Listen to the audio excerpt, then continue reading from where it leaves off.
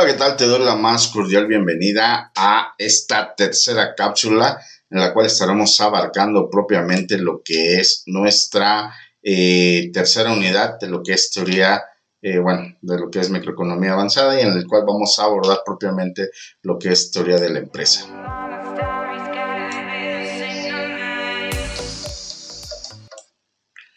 Bueno, antes de iniciar propiamente con la presentación de lo que nos corresponde a esta tercera unidad, recordarte las diferentes teorías de la empresa. Empezamos con propiamente la teoría neoclásica. Esta teoría resalta la importancia que posee el marco y limitan el papel de la empresa a la manipulación de factores productivos, es decir, las empresas deben concentrar profundamente su objetivo en maximizar el uso de los factores productivos, tales como lo que es tierra, capital, trabajo y tecnología, minimizando los costos de producción.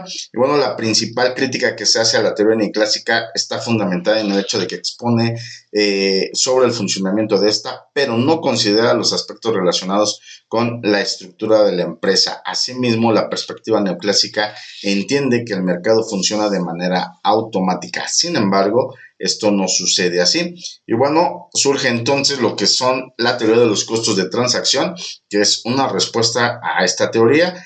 Y según la teoría de la transacción, de los costos de transacción, las empresas se estructuran y actúan como tal cuando los costos de coordinación no superan los costos de transacción. Es decir, cuando los costos en los que incurre la empresa son menores que al emplear el mecanismo del mercado. Visto de otro modo, es más eficiente que exista una empresa que se encargue de fabricar botellas a que el consumidor tenga que fabricarlas por sí mismo cuando requiera una de ellas. Y bueno, entonces ahora sí comenzamos con la parte de la teoría de la empresa. Es importante mencionar que estamos en un punto clave dentro de nuestra historia, un punto en el cual nos alcanza la globalización en muchos sentidos y bueno, hacia el final de esta cápsula vamos a hacer un breve paréntesis acerca un poquito, haciendo una breve reflexión acerca de cómo los diferentes agentes económicos tenemos parcialmente la culpa de la inestabilidad económica en la que nos encontramos hoy en día. Pero bueno, vamos a entonces a ir avanzando. Y bueno, tenemos en primera instancia lo que es la teoría de la empresa. Esta teoría se encarga de estudiar la forma en que las empresas toman sus decisiones económicas. Hablamos de la parte de producción, del uso de los factores productivos, también de la parte del financiamiento, es decir, cómo van a poder realizar las diferentes actividades a través de un financiamiento si no tienen pues capital propio, ¿verdad? Y obviamente buscando el posicionamiento en el mercado. Y bueno, entonces tenemos lo que son los factores de producción. Los factores de producción, recordemos, son tierra, trabajo, capital y bueno, recientemente se ha integrado propiamente lo que es la parte de la organización. Por tierra, pues todos recordamos, se trata de los recursos naturales que pueden ser utilizados para el proceso productivo, mientras que la parte de trabajo, pues son todas las capacidades que tiene el ser humano para realizar las diferentes actividades, llámese capacidad física, mental, etcétera, ¿verdad? Y bueno, por el lado del capital, esta es una variable que está derivada de la inversión, la cual se define como la adquisición de bienes de capital o activos fijos, todo ello para llevar a cabo lo que es el proceso productivo. Y bueno, finalmente la organización no es otra cosa que la habilidad empresarial que se tiene para poder combinar los diferentes factores y llevar a cabo pues una buena producción.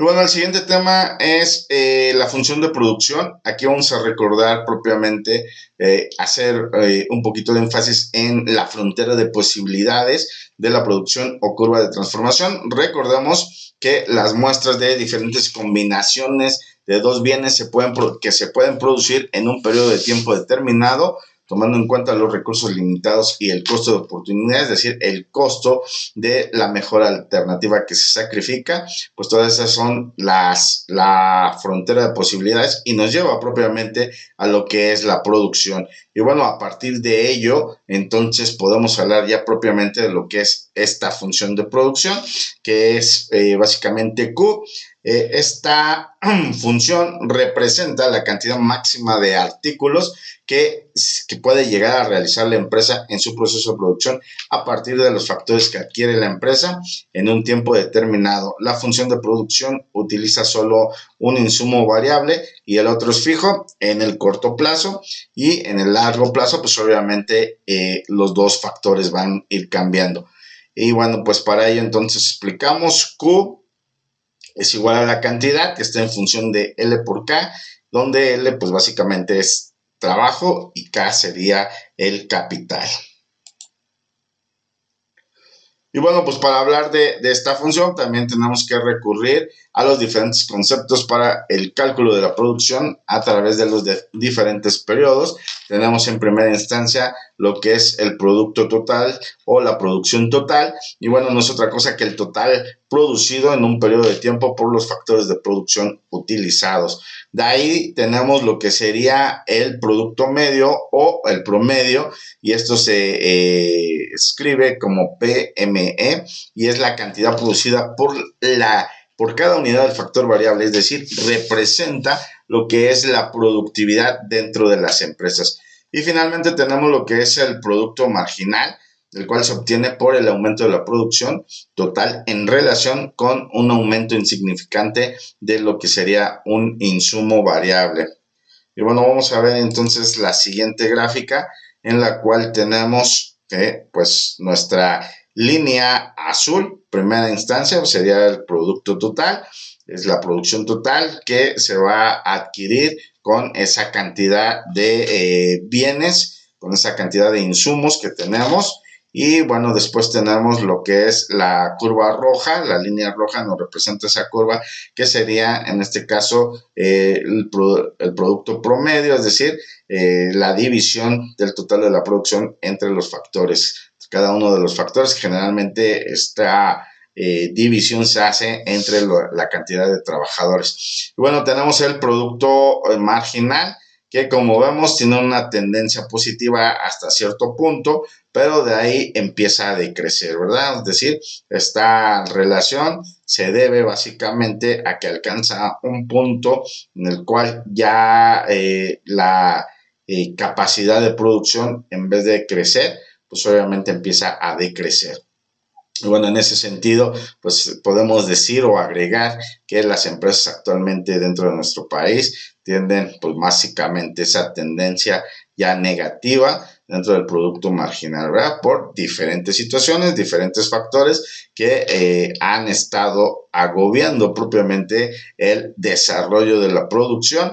Y bueno, si no se encuentran en la fase 2, pues se encuentran quizás incluso ya en la fase 3. Por lo tanto, hablamos desde un principio que es necesario en un punto dado modificar, hacer una modificación, un reajuste a pues todas las cuestiones de producción. Bueno, el siguiente punto es el progreso tecnológico, en el cual vamos a entender que en la producción se puede interpretar todo esto como una mejora del proceso de producción por eficiencia técnica, ya que con los mismos factores que se tienen, se pueden producir mayores cantidades de bienes y servicios, o se va a producir la misma cantidad de producto que antes se utilizaba con menos factores de producción, ¿verdad?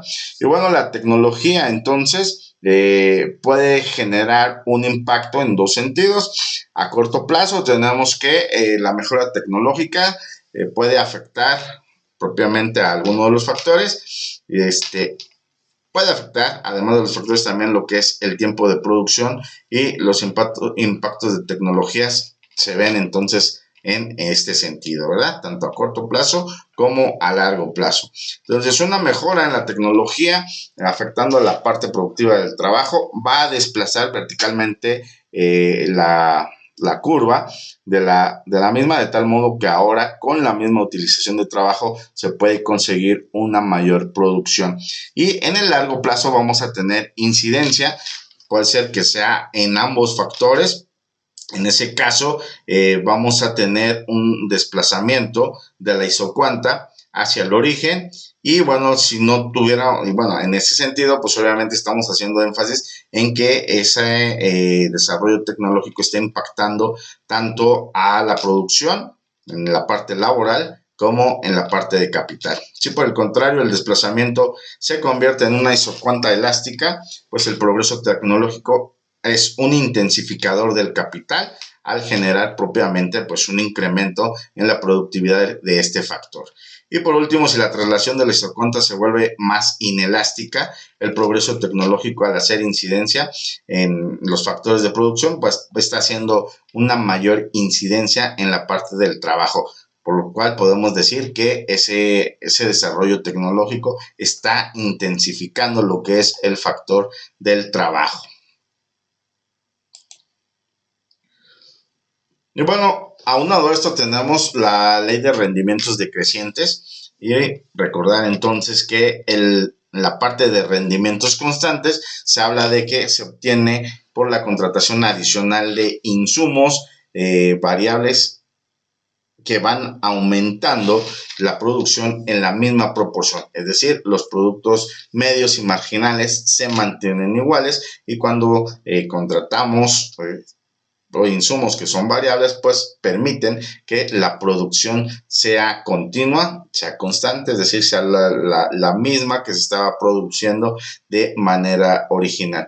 Después tenemos propiamente lo que son los rendimientos crecientes, que es la primera etapa de desarrollo, por así decirlo, de una empresa, en la cual se muestra por el aumento de producción, es decir, en este momento crece más que los rendimientos constantes y en el producto marginal es más alto que el producto medio, ¿verdad? Tenemos posteriormente lo que son los rendimientos decrecientes, que es la segunda etapa, al incrementar el insumo variable, los aumentos de la producción serán menores, ocasionando que la productividad, en este caso, va a ser menor, se va a ir disminuyendo en esta etapa y pues bueno, obviamente se identifica todo ello con un rendimiento cuando el producto marginal es cero o negativo y está obviamente por debajo del producto medio. Y finalmente lo que son rendimientos negativos o que es la tercera etapa, en ella al incrementarse la adquisición del insumo variable, la producción empieza a decrecer.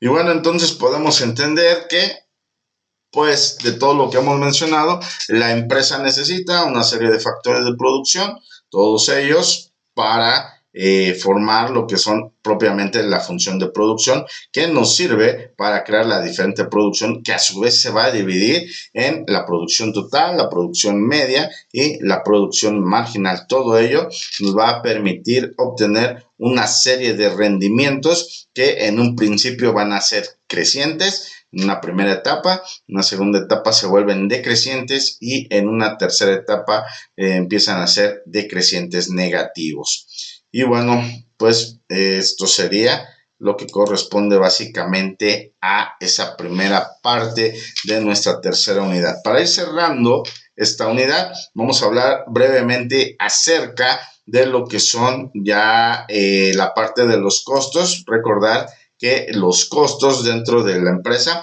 tenemos los costos totales, que no es otra cosa más que la suma de los costos fijos más los costos variables. Y bueno, por costos fijos vamos a entender todos los costos que tiene la empresa, independientemente de que esté funcionando al 100% o que esté funcionando solamente al 50% o incluso que esté parada, que esté estancada la empresa, que no esté funcionando. Esos costos pues se tienen que pagar sí o sí, ¿verdad? Y bueno, luego tenemos los costos variables, los cuales dependen propiamente de la producción y bueno, obviamente conforme se va incrementando la producción, pues obviamente se va requiriendo mayor materia prima y eso implica un aumento en los costos variables. Y bueno, para ir cerrando, vamos a hablar ahora de lo que es el costo marginal. La curva del costo marginal representa el incremento del costo total al incrementarse la producción en una unidad. En una fase inicial, la pendiente de esta curva es decreciente, es decir, los costos van disminuyendo conforme se va incrementando la producción. Sin embargo, al aumentar la producción, mejora la eficiencia y el costo de producir una unidad adicional disminuye. Pero cuando la ley de producción marginal decreciente comienza a manifestarse, la pendiente de la curva de costo marginal comienza a aumentar. Eso nos lleva a entender que cada vez nos va a costar más producir una unidad adicional.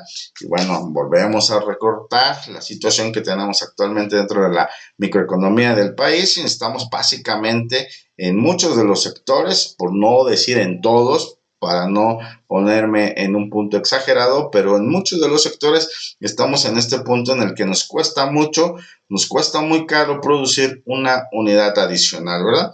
Y bueno, esta es la curva básicamente que representa ese costo marginal en el cual, rebasado el cierto punto, cada cantidad de producción adicional, pues obviamente va a ser más costosa. Ahora bien, esto no significa propiamente que la empresa está operando con pérdidas, simplemente los niveles de producción no son eficaces ni eficientes, ¿verdad?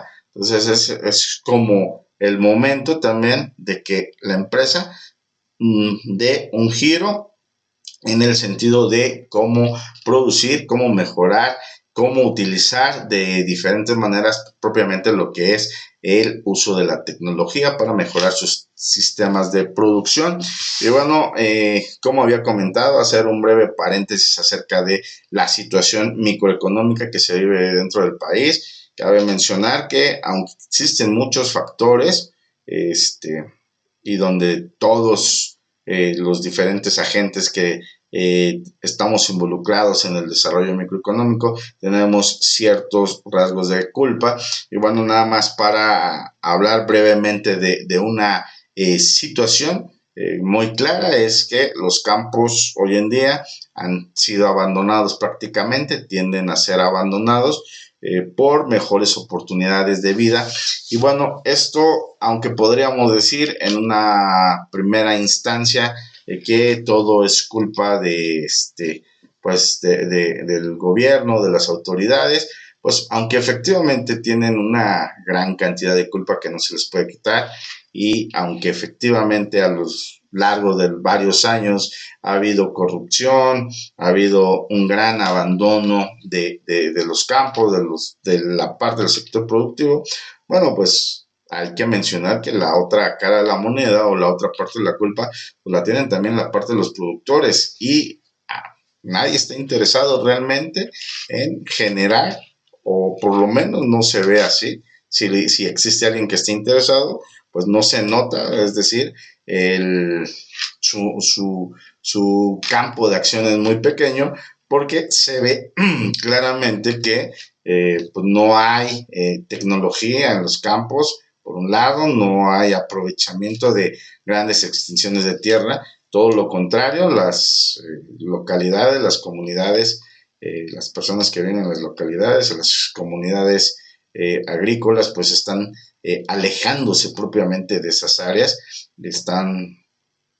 este proceso no es de hoy, es de hace varios años que las personas han empezado a migrar de la parte de los campos hacia las diferentes ciudades, algunos a las más cercanas, algunos a otras ciudades, algunos prefieren definitivamente irse incluso al extranjero, a irse a Estados Unidos y a otras partes del mundo, a pues buscar mejor estilo de vida, ¿verdad? Y como ya lo había mencionado, efectivamente hay y por ahí pues una gran culpa de las autoridades, en el sentido de que fueron abandonados los campos en todos los sentidos, no hubo recursos, pero por el otro lado, los recursos que ha habido y que no los han canalizado de manera adecuada, pues también es otro punto, ¿no? Es decir, esos recursos no fueron auditados, no se les dio el seguimiento correcto de que pues efectivamente eran utilizados en lo que se suponía. Muchas familias se acostumbraron a vivir de los apoyos gubernamentales, pero pues al final de cuentas no los estaban utilizando en lo que eran, ¿no? Es decir, no estaban siendo destinados a la producción, sino simplemente son recursos que eran destinados propiamente al gasto de supervivencia. Cabe mencionar muy claro que son gastos de supervivencia de esas comunidades, de esas personas, de sus familias, porque pues propiamente no estaban, ni aún hoy en día están en condiciones de tener una calidad de vida aceptable, ¿verdad? Pero bueno, tiene que ver un poquito también con la parte educativa, con la parte de pues de muchos factores, como lo he dicho en un principio. No hay una sola vertiente, pero tampoco hay un solo culpable. Eso debe quedar muy claro, hacer mucho énfasis en esa situación. Y bueno, pues eso es únicamente como una breve reflexión acerca de la situación microeconómica que tenemos dentro del país. Nos estamos viendo entonces en nuestra siguiente cápsula, con la cual estaremos cerrando ya prácticamente el material digital de esta unidad. Hasta pronto, y como siempre les deseo pues mucho éxito. Nos vemos entonces en nuestra siguiente cápsula. Hasta pronto.